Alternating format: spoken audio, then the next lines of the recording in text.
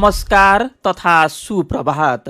काया कैरनमा तपाईलाई साथी मदन पौड्यालसँगै मिलन तिमिल सिन्हाको स्वागत छ।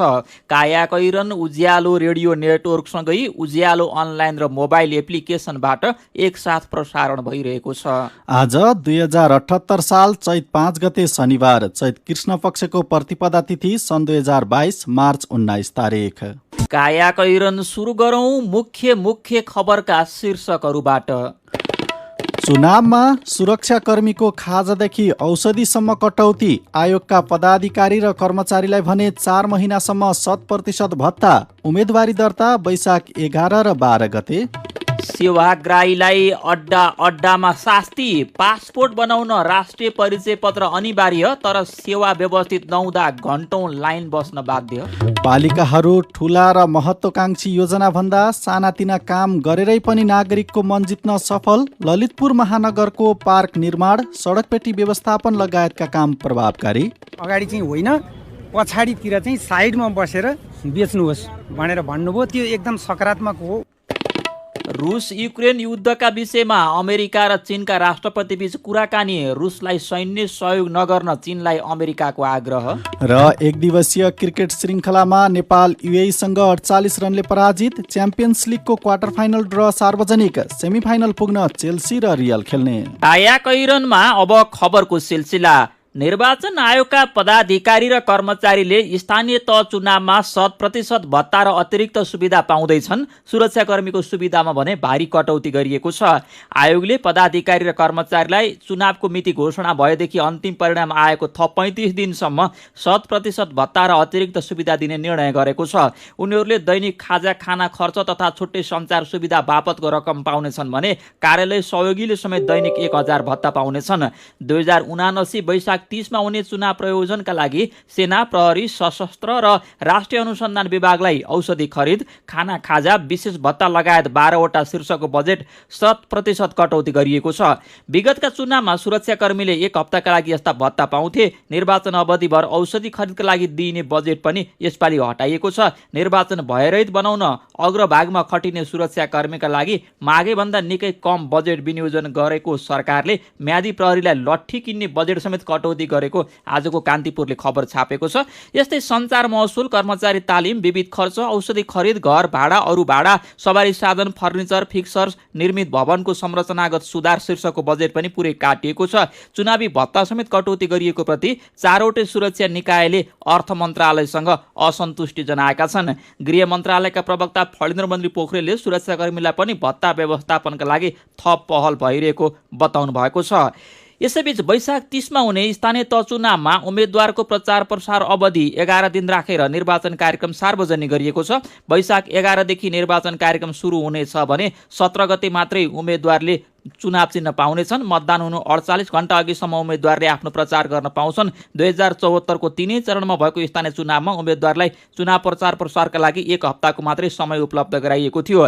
निर्वाचन आयोगको हिजो बसेको बैठकले स्वीकृत गरेको कार्यक्रम अनुसार वैशाख 11 र 12 गते उम्मेदवारी दर्ताका लागि बिहान 10 बजेदेखि बेलुकी 5 बजेसम्मको समय निर्धारण गरिएको छ।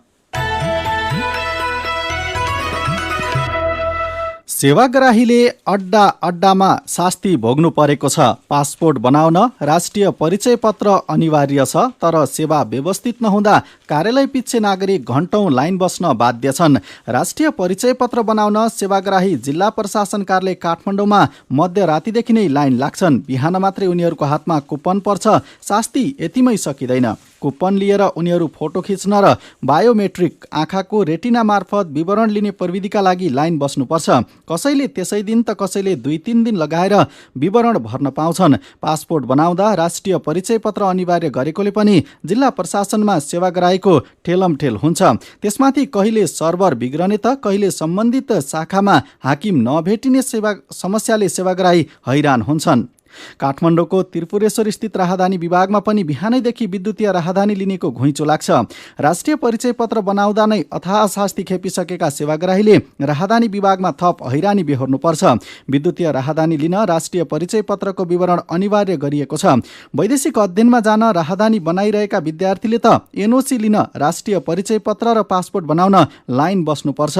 राहदानी विभागले भने सेवाग्राहीहरू तोकिएको समयभन्दा अगाडि नै आउने भएकोले भिड बढेको दाबी गरेको छ।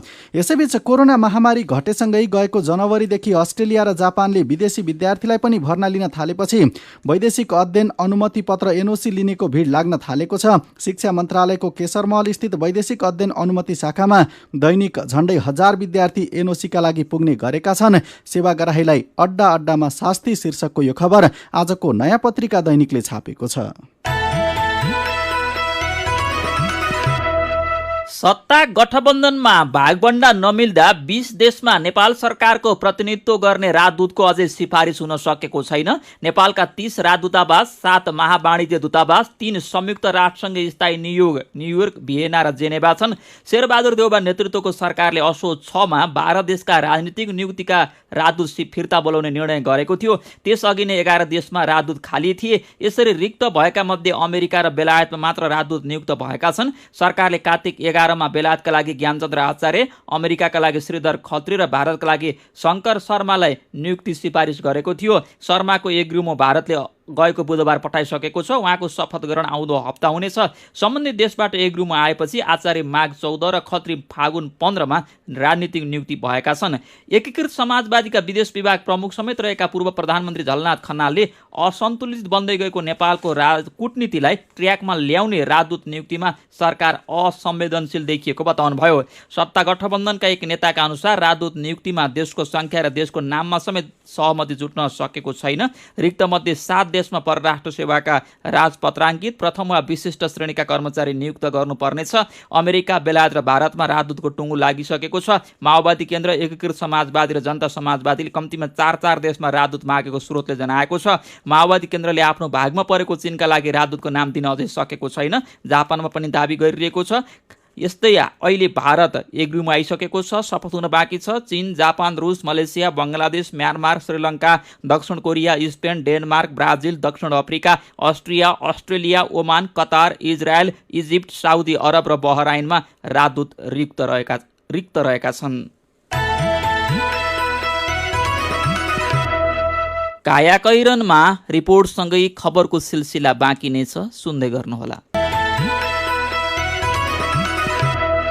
उज्यालो रेडियो नेटवर्कसँगै उज्यालो अनलाइन र मोबाइल एप्लिकेसनमा प्रसारण भइरहेको कायाकैरनमा तपाईँलाई फेरि स्वागत छ। यतिन्जेल हामीले चुनावमा सुरक्षाकर्मीको खाजादेखि औषधिसम्म कटौती, आयोगका पदाधिकारी र कर्मचारीलाई भने 4 महिनासम्म 100% भत्ता, उम्मेदवारी दर्ता वैशाख 11 र 12 गते, सेवाग्राहीलाई अड्डा अड्डामा शास्ति, सत्ता गठबन्धन भित्रै मिलेन राजदूत भागबण्डा लगायतका खबर प्रस्तुत गर्यौं।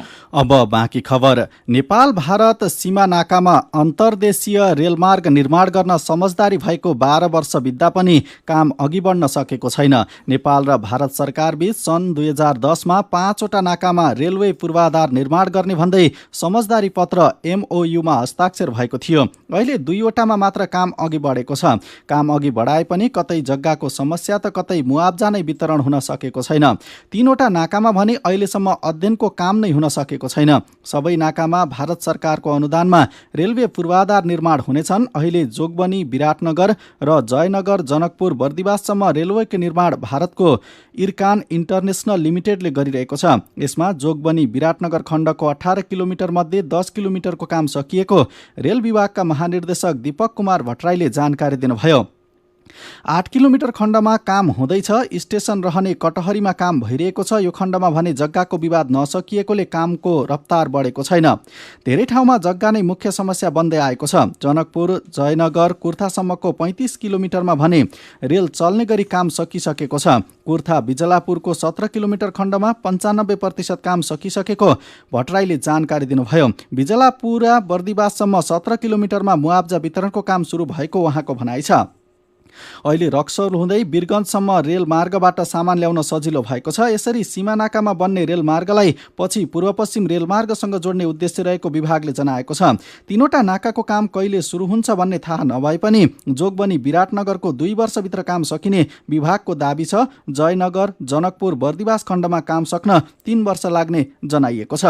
यसैबीच फागुन 1 यता हर्न बजाउँदै दिनौ नेपाली रेल रित्तै जनकपुर हुँदै कुर्था पुगेर फर्किन्छ।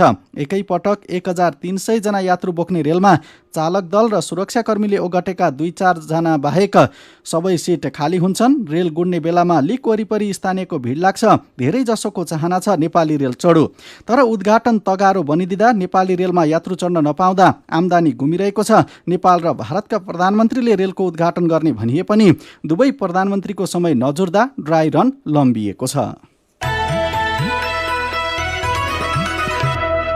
पालिकाको एकल अधिकारको सूचीमा 22वटा विषय उल्लेख छन्। यी 22वटा विषयहरूमा कानुन बनाउनेदेखि कार्यान्वयन र अनुगमनसम्मको अधिकार छ। गएको 5 वर्षको अवधिमा पालिकाहरूले आफूलाई प्राप्त अधिकारको कतिको सदुपयोग गर्न सके यो छुट्टै बहसको विषय हो। केही पालिकाले भने सानातिना काम गरेर भए पनि मतदाताको मन जित्न सफल भएका छन्। ललितपुर महानगरपालिकाले गरेको सानो तर महत्त्वपूर्ण काम हो पार्किङ, पार्क निर्माण तथा सडक पेटी व्यवस्थापन। जानुका दुवाडीको रिपोर्ट। अहिले हामीलाई गाडी उतातिर चाहिँ अगाडि चाहिँ होइन पछाडितिर चाहिँ साइडमा बसेर बेच्नुहोस् भनेर भन्नुभयो। त्यो एकदम सकारात्मक हो, उहाँहरूले दया गर्नु भएको छ। ललितपुरको लगन खेलमा झोलाको व्यापार गर्दै आउनुभएका नयन पाठकले ललितपुरको बस पार्क आसपास रहेर झोलाको व्यापार गर्नुभएको 15-16 वर्ष जति भयो। उहाँलाई ललितपुरमा सडक पेटी पहिले भन्दा अहिले निकै व्यवस्थापन भए जस्तो लाग्छ। पहिले फुटपाथमा हुने अव्यवस्थित व्यापार र पार्किङले सहर नै अस्तव्यस्त हुने गरेकोमा अहिले व्यवस्थित भएको छ। उहाँले भन्नुभए जस्तै ललितपुर महानगरपालिकाले गठन गरेको नगर प्रहरीले फुटपाथको व्यवस्थापन गरेसँगै अहिले भने सहज भएको हो। नगर प्रहरीले फुटपाथ व्यवस्थापन मात्रै नभई अहिले महानगर र नगर प्रहरीको सक्रियतामा 21 ठाउँमा निशुल्क पार्किङ स्थल घोषणा गरिएको छ, जसमा मान भवन, कुमारीपाटी, पाटन अस्पताल अगाडि, महालक्ष्मी स्थान, बटुक भैरव, एकान्त कुना यातायात, जाउलाखेल, स्टिल टावर अगाडि, भनिमण्डल लगायतका छन्। निशुल्क पार्किङ गर्ने व्यवस्था गरेसँगै अहिले नागरिक खुसी भएका छन्। निशुल्क पार्किङ गर्ने ठाउँ जाउलाखेलमा भेटिएका साइमन श्रेष्ठ। हरेक ठाउँमा पोस्टिङ निहुर्नु जानु त ओहो त्यो घन्टाको 40 रुपियाँ लिन्छ प्याक जस्तो लाग्दा जानै लाग्दैन होइन। अनि त्यहाँ व्यापार चल्छ त कहाँ चल्नु चलेन नि त्यस्तो। त्यसैले मेरो विचारमा ठाउँ हेरिकन निशुल्क पार्किङको व्यवस्था पनि गर्नुपर्छ। फुटपाथ व्यवस्थापन र पार्किङसँगै ललितपुर महानगरपालिकाले पार्क निर्माणको कामलाई पनि उत्तिकै प्राथमिकता दिएको छ। पार्क निर्माणका कारण सार्वजनिक जग्गाको सदुपयोग त भएको छ नै, कोलाहलयुक्त वातावरण र तनावपूर्ण जीवन बिताइरहेकाहरूलाई आराम गर्ने ठाउँ पनि मिलेको छ। अहिले फुर्सदको समयमा धेरै मानिस पार्कमा टहलिन जाने गरेका छन्। जाउलाखेलमा रहेको पार्कमा रमाउँदै गरेका सिरहाका जीवन उपाध्याय। राम्रो चाहिँ राम्रो छ एउटा, प्लस यसको तपाईँलाई विशेषता के छ भन्दाखेरिमा यो खुला ठाउँ छ, यो साइडबाट रोक्दैन, अब यताबाट पनि घाम त रोक्दैन, त्यसले पनि मानिसहरूको आकर्षण यहाँ बढी हुन्छ। अब आपत विपद केही पर्यो भनेदेखि एकछिनको लागि भन्नुहोस् न, अब यहीँनिर तपाईँलाई हुलदङ्गा हो, केही हो, ऊ हो, फायरिङ हो, यसो मान्छेहरू त आफ्नो ज्यान बचाउनको लागि त यस्तो ठाउँमा आएर बस्छ नि पार्कको स्थलहरूमा। निशुल्क पार्किङ, पार्क निर्माण र फुटपाथ व्यवस्थापन त ललितपुर महानगरपालिकाले गरेका केही नमुना काम मात्रै हो। त्यो सँगै महानगरपालिकाले साइकल लेन निर्माण लगायतका अरू थुप्रै काम पनि गरेको छ। यी सबै काम महानगरको पहलमा भए पनि मुख्य श्रेय भने नगर प्रहरीलाई जाने महानगरपालिकाको भनाइ छ। नगर प्रहरीले यस्ता विभिन्न काम के कसरी गरिरहेको छ त? ललितपुर महानगरपालिकाका नगर प्रहरी प्रमुख सीताराम हाच्छेथु। भन्नुभन्दा अगाडि काम गर्छु, काम गरेपछि फ्ल्यास गर्छु। म अरू जस्तै त्यो हामीलाई न भोट न नोट प्रहरीलाई, हामी काम र तपाईँ हेर्नुहोस् न जुन जाउलाखेलको तपाईँ जुन हटेको हल्लाखडा गरेको छ नि हामीले त त्यो त गरिदियो नि हामीले, सुता किन हल्लाखडा गरेर गरिदियो नि हामी, तार बन्ने काम हल्ला गरेको छैन नि हामीले त। जे काम पनि हल्लाखडा नगर्ने काम गर्ने अनि हो। त्यसमा धेरै कुराहरू मैले प्लान गरेको छु। शहरी क्षेत्रमा पार्किङ, सडक पेटी र फोहोर व्यवस्थापन निकै महत्त्वपूर्ण विषय मानिन्छ। पालिकाहरूले ठूला योजना बनाउने तर यस्ता सानातिना मानेका कुराहरूमा ध्यान नदिँदा आलोचना खेप्नु परेको छ। साना प्रयासले व्यवस्थित गर्न सकिने र मानिसको दैनिक जीवनसँग सम्बन्धित काममा ध्यान दिन सके पालिकाहरूप्रतिको विश्वास बढ्ने थियो।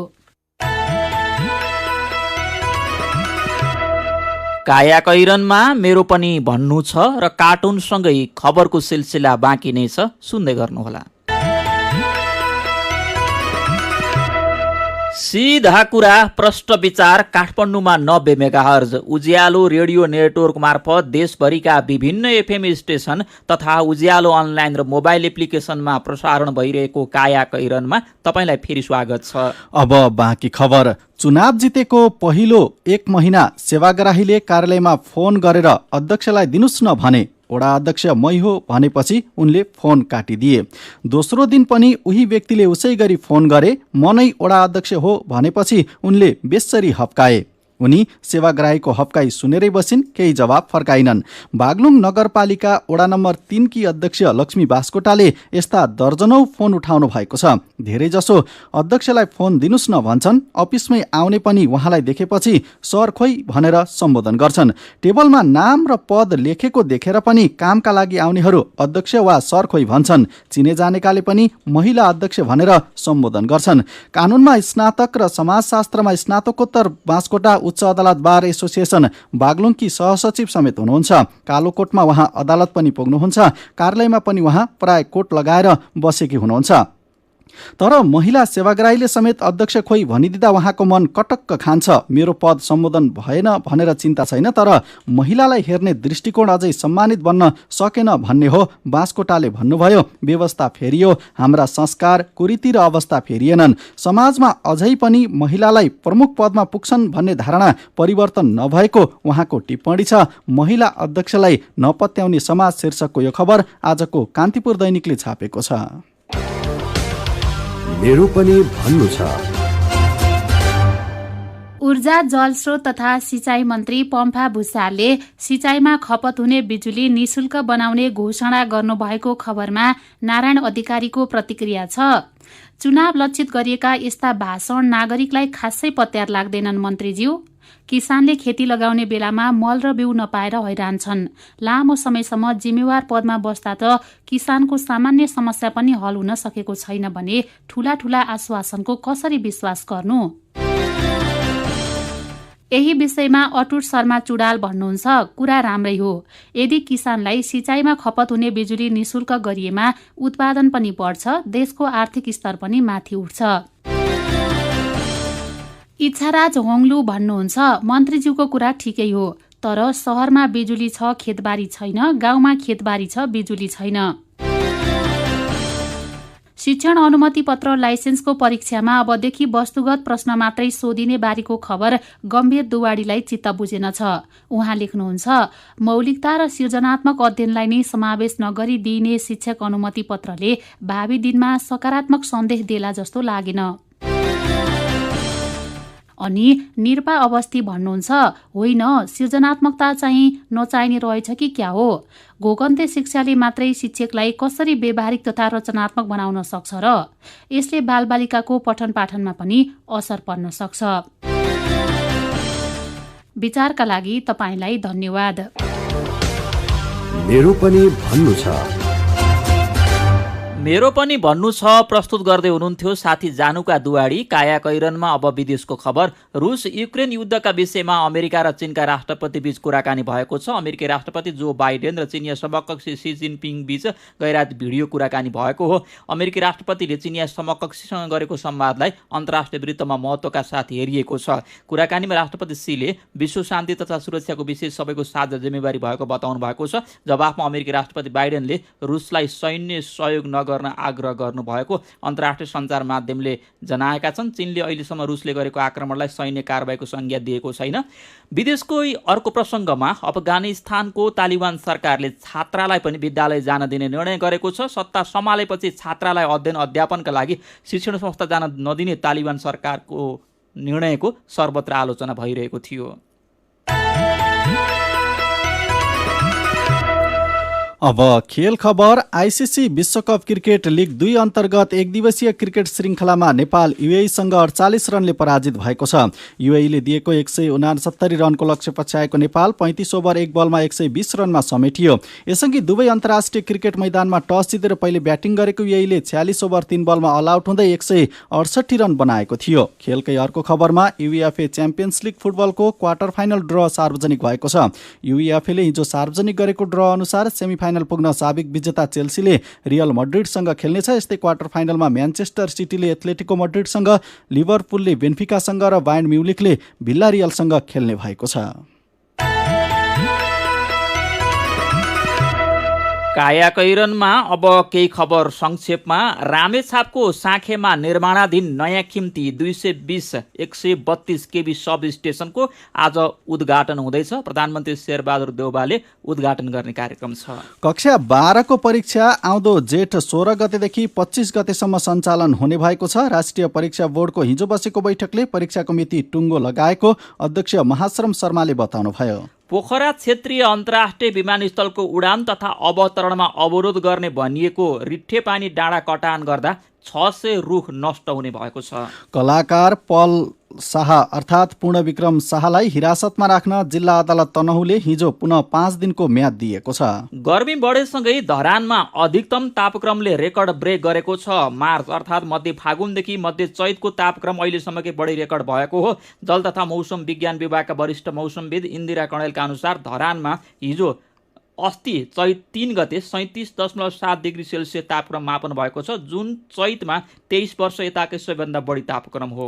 संसदीय सुनवाई बिनै 13वटा संवैधानिक आयोगमा नियुक्त भएका 53 जना पदाधिकारीलाई पदमुक्त गर्न माग गर्दै दायर भएका रिटहरूको प्रारम्भिक सुनवाई हिजोदेखि सुरु भएको छ। कायाकैरनमा अब पालो आयो उखानको। नाउँ एउटाको, गाउँ एउटाको। उज्यालो रेडियो नेटवर्कबाट प्रसारण भइरहेको कायाकैरन सक्नुअघि मुख्य खबर फेरि एकपटक। चुनावमा सुरक्षाकर्मीको खाजादेखि औषधिसम्म कटौती। आयोगका पदाधिकारी र कर्मचारीलाई भने 4 महिनासम्म 100% भत्ता। उम्मेदवारी दर्ता वैशाख 11 र 12 गते। सेवाग्राहीलाई अड्डामा शास्ति। पासपोर्ट बनाउन राष्ट्रिय परिचय पत्र अनिवार्य, तर सेवा व्यवस्थित नहुँदा घण्टौं लाइन बस्न बाध्य। पालिकाहरू ठूला र महत्वाकांक्षी योजना भन्दा सानातिना काम गरेरै पनि नागरिकको मन जित्न सफल। ललितपुर महानगरको पार्क निर्माण, सडकपेटी व्यवस्थापन लगायतका काम प्रभावकारी। रुस युक्रेन युद्धका विषयमा अमेरिका र चीनका राष्ट्रपति बीच कुराकानी। रुसलाई सैन्य सहयोग नगर्न चीनलाई अमेरिकाको आग्रह। र एक दिवसीय क्रिकेट श्रृङ्खलामा नेपाल युएईसँग 48 रनले पराजित। च्याम्पियन्स लिगको क्वार्टर फाइनल ड्र सार्वजनिक। सेमिफाइनल पुग्न चेल्सी र रियल खेल्ने। अब कार्टुन। आज हामीले रविन्द्र मानन्दरले बनाउनु भएको कार्टुन लिएका छौँ। इन्धनको भाउ छोइ नसक्नु गरी महँगो भएको विषयसँग यो कार्टुन सम्बन्धित छ। यहाँ एकजना मान्छे पेट्रोल नभएको रित्तो मोटरसाइकल सकि नसकी असिन पसिन हुँदै डोर्याइरहेका छन्। अनि सडक छेउमा एउटा बैङ्क छ। बैङ्कको भित्तामा लेखिएको छ, यहाँ पेट्रोल किन्न सस्तो ब्याजमा लोन पाइन्छ। आजको कायाकैरन सकिएको छ। कायाकैरनबाट प्राविधिक साथी प्रवीण श्रेष्ठसँगै हामी पनि बिदा माग्छौँ। कायाकैरन सुन्नु भएकोमा तपाईँलाई धन्यवाद। उज्यालो मोबाइल र अनलाइनमा प्रसारण भइरहेका रेडियो र अनलाइनका सामग्री भाइबरमा पनि उपलब्ध छन्। कोरोना विरुद्धको खोप लगाए पनि घर बाहिर निस्कने बेलामा मास्क लगाउन नबिर्सौँ। नमस्कार।